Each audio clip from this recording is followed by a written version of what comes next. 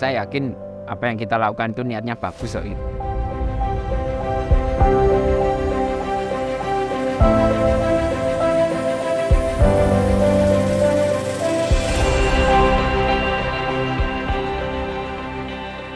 Saya pengen punya banyak cerita dalam kehidupan saya yang baik, bermanfaat untuk umat yang lainnya, masyarakat yang lainnya. Meskipun saya nanti nggak ada, apa yang saya lakukan sampai detik ini menjadi pengingat mereka.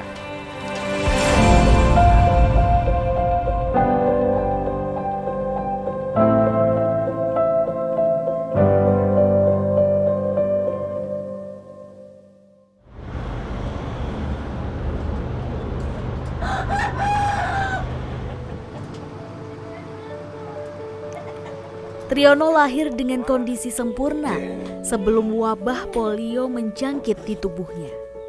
Pertumbuhan otot kakinya melambat ketika dirinya menginjak usia 3 tahun.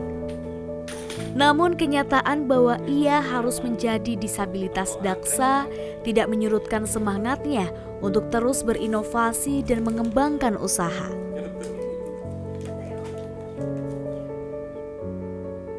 Tentang difabel saya baru tahu ya 2014an itu ya. Jadi saya tuh nggak tahu kalau seperti ini difabel gitu. Tapi ya pasti saya lahir normal sampai usia 2 tahun.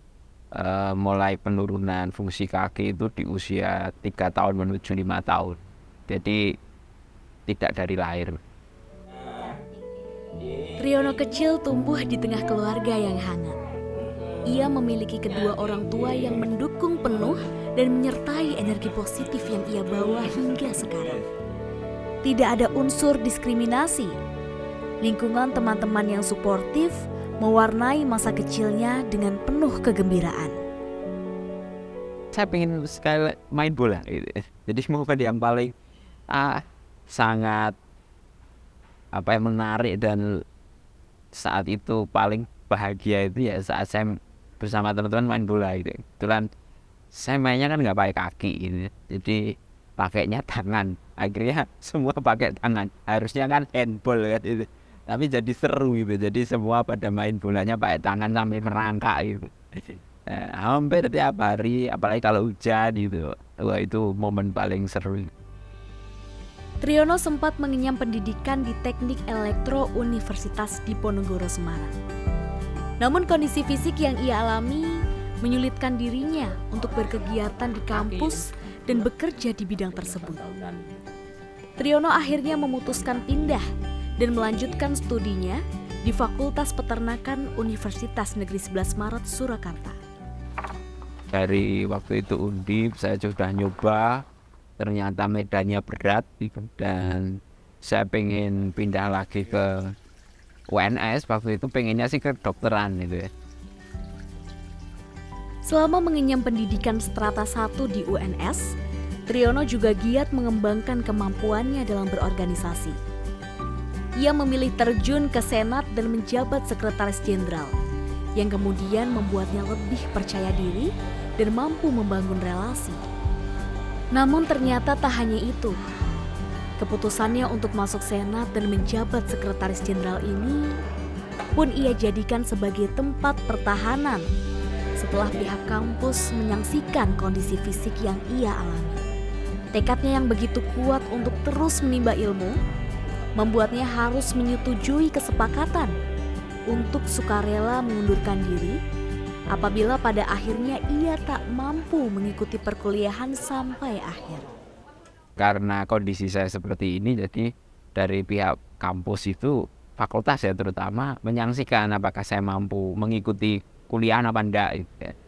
Dan waktu itu saya disarankan untuk mengundurkan diri. Nah setelah saya jadi di Senat gitu ya, dan jabatan saya adalah Sekjen, Sekretaris Jenderal, saya lebih justru semakin dekat dengan dosen dan lain-lainnya. Karena banyak hal yang secara teknis kemahasiswaan didiskusikan, akademis juga didiskusikan. Jadi ketakutan saya itu benar-benar tidak terjadi. Dari posisi itu ternyata menentukan perilaku atau tanggapan orang ke kita gitu ya. Kalau saya coba jadi mahasiswa biasa-biasa mungkin tidak akan diperlakukan seperti itu ya. Jadi Di situ juga saya belajar melatih bagaimana public speaking, bagaimana negosiasi, bagaimana memperjuangkan sesuatu. Ya akhirnya terus terjalin silaturahmi, bahkan tonggak keberanian saya untuk melakukan banyak hal itu ya dilatih dari senat itu gitu ya.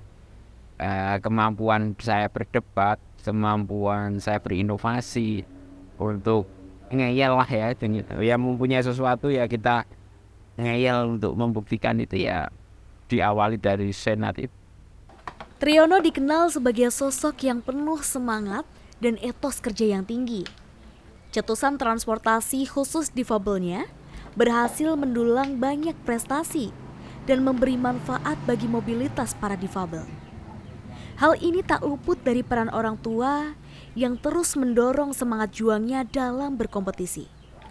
Ya memang apa ya, ya ditanamkan betul gitu kan supaya kita tidak kalah dengan yang lain, dan dari kecil itu didesain untuk selalu jadi pemenang gitu. Akhirnya ya berkompetisi gitu ya, itulah yang membuat mungkin kebiasaan ya. Jadi dari awal kita dididik untuk berkompetisi, untuk ya bersaing, tidak kalah dengan yang lain, ya itu ternyata terus terbawa.